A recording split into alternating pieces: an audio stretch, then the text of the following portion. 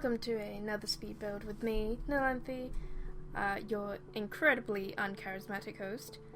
But at least I can build things, and that's what you guys are here for. Probably. I'm not gonna. Maybe you're just here to hear my lovely voice, actually. I know, I'm fully aware it's very annoying.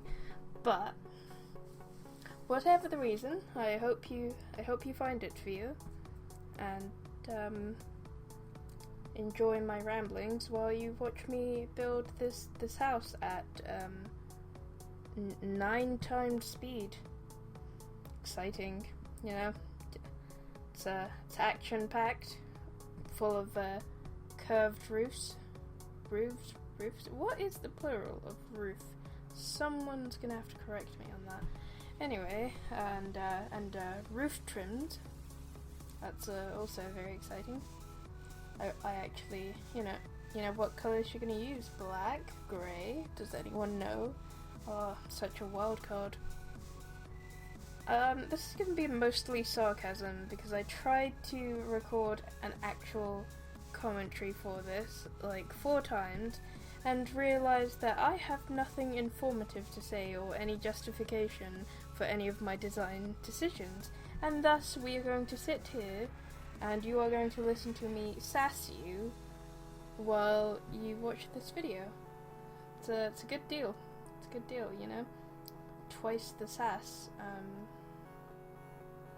because I'm sure you're a very sassy individual yourself,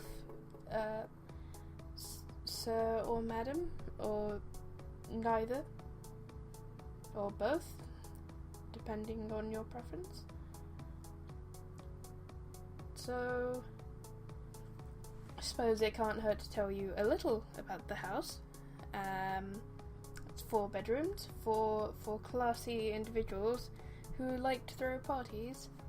They're all young adults, and thus the house is designed to seat a lot of people, but only sleep the 4 of them because they throw a lot of parties. There's also a bar and a pool and things, you know, for all kinds of parties. I mean, they only have juice and things, don't they? Juice bars. Ah yes, where was I with the sassing? I don't actually know. You know, I was gonna tell a story, but it's lost to me now. It's lost to the sands of time. Anyway, let's continue to watch me build this, and there are many pauses in this video where I was so disinterested in my own design decisions that I got up and walked away from the computer multiple times. Excuse me while I adjust my microphone. There we go. Good stuff. I actually did not hate doing this as much as I probably sound like I did. I actually quite enjoyed building this. Far more than I am enjoying recording this narration. But that's not on you, viewer. That is me and my lack of charisma. So, onwards onto putting windows on a house. Oh, exciting. Sure your lives are full of thrill and adventure. Nothing like floor plans to start the day. I hope you're enjoying this, by the way, because this is going to be your next 20 minutes. There's another one of them pauses.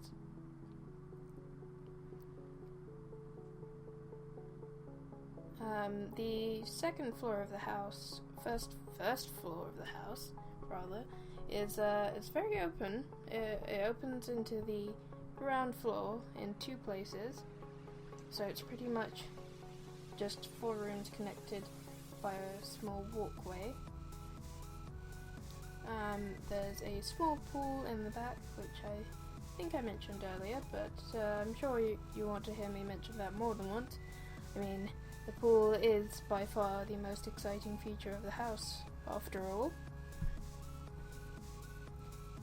Do I sound like I'm sitting here with a grumpy expression on my face? Because I'd say it's more neutral. I think it's the fact I've tried to record this 3 times now. No, 4? 4. I think this is the 5th, actually. And realizing I had nothing informative to say, I have decided instead to sit here and complain.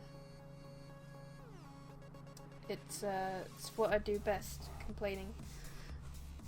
I had quite a lot of fun with the colours on the house, which probably look a bit awkward, but they were quite. I found them quite entertaining. I liked them.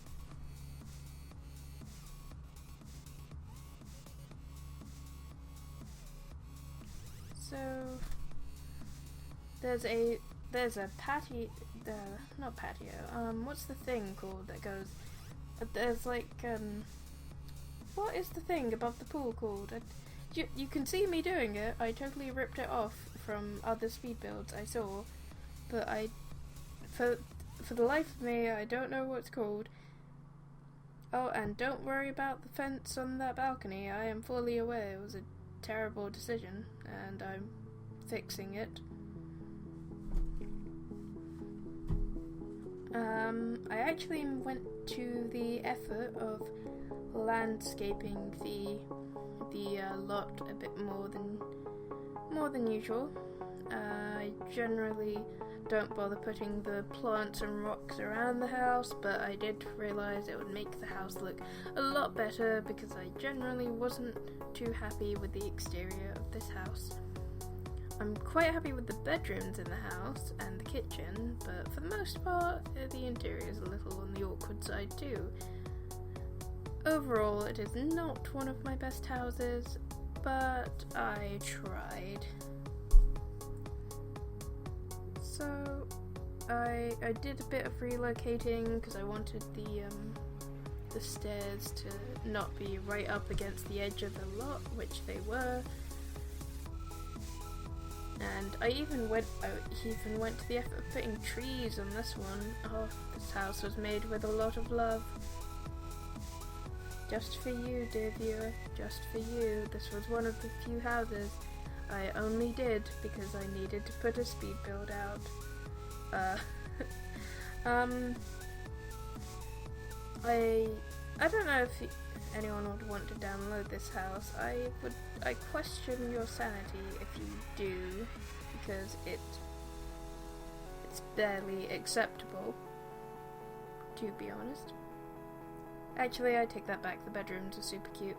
You'll see. The bedrooms are very cute. So the deck in the front is pretty big, but it's mostly empty because I didn't know what I was doing,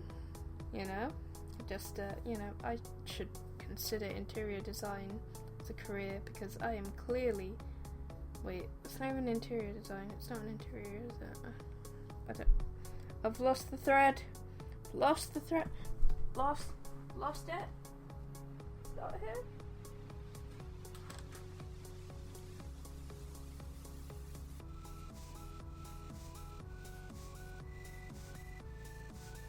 Hello again. We're on to the kitchen now, and I'm trying not to ramble too much, trying not to talk more than I need to because I don't really have much to discuss, and there's no point in me just talking for the sake of talking.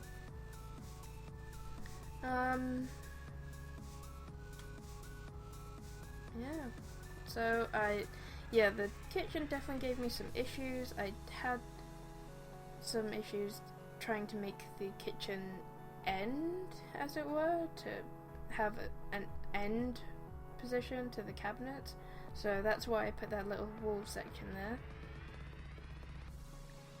And I was originally going to put the stove up against that wall, but I thought it would be quite nice in the island in the middle, so I do move it around soon.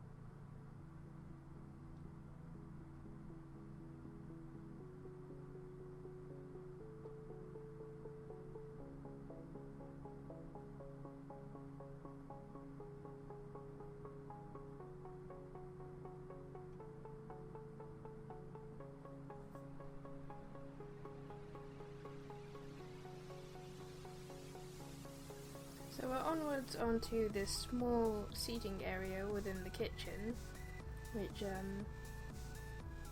I really love that section. I just put some plants and a lamp in there, and you'll see in a moment that I actually have to test it to make sure the Sims can squeeze past the tight sort of spaces.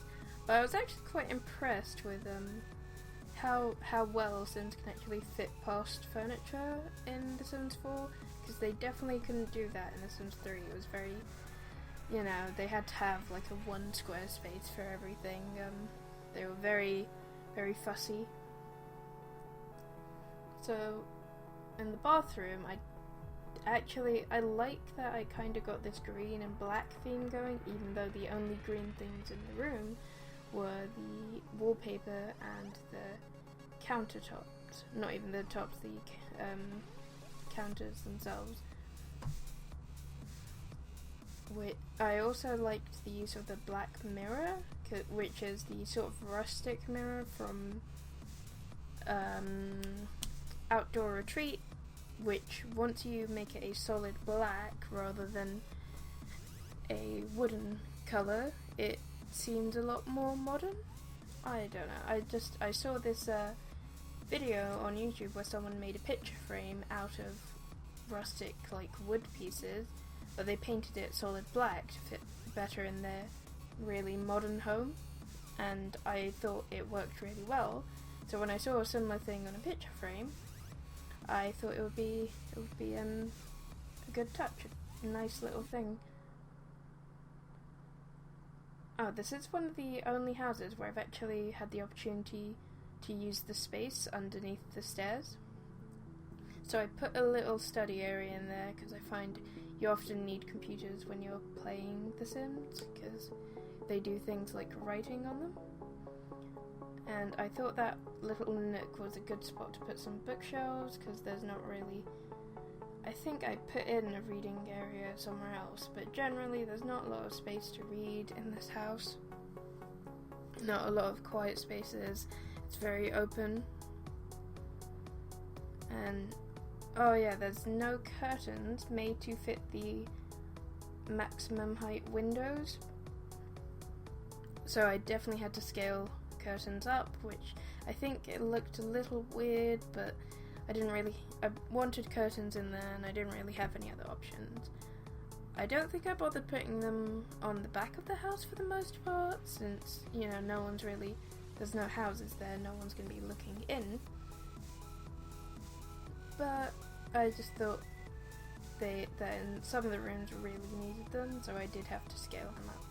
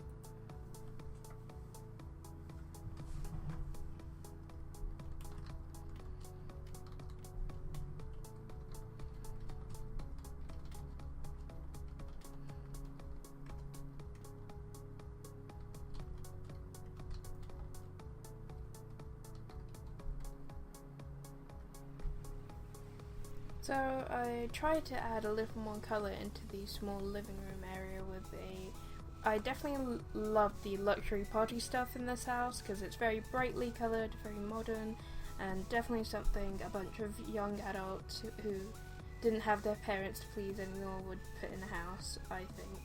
I don't know. I'd do it. I plan to do it when I move out, you know. Neon blue furniture. Totally do it. So I definitely tried to tailor each of the bedrooms according to the personalities of the Sims that live there. The first one was a sort of very upbeat, nature-loving individual.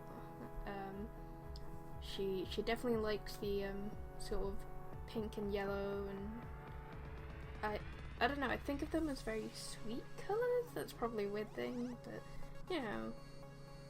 And so I had the yeah, she definitely strikes me as like someone who loves nature, so I gave her the landscape paintings and a little potted plant and the flower print walls, and I thought it worked well.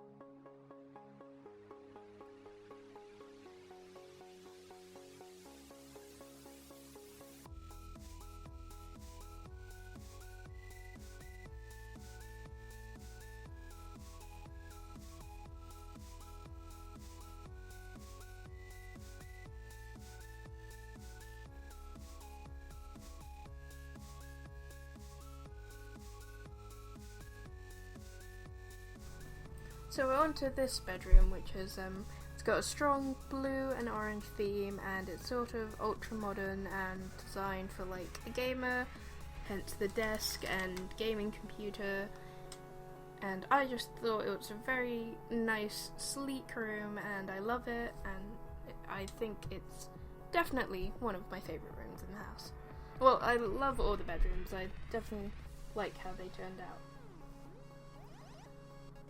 So, I don't think I've got a lot left to say, to be honest. I think the other two bedrooms are pretty self-explanatory. So this is going to be where I say my goodbyes and let you watch the rest of this video in peace without me talking down about nothing, basically. So thank you for putting up with me, thank you for watching this far, thank you for continuing to watch if you will, and I'll probably have a few words as you're looking through the screenshots, which are soon in about a few minutes. So thanks for watching Bistro, please subscribe if you have the chance, goodbye.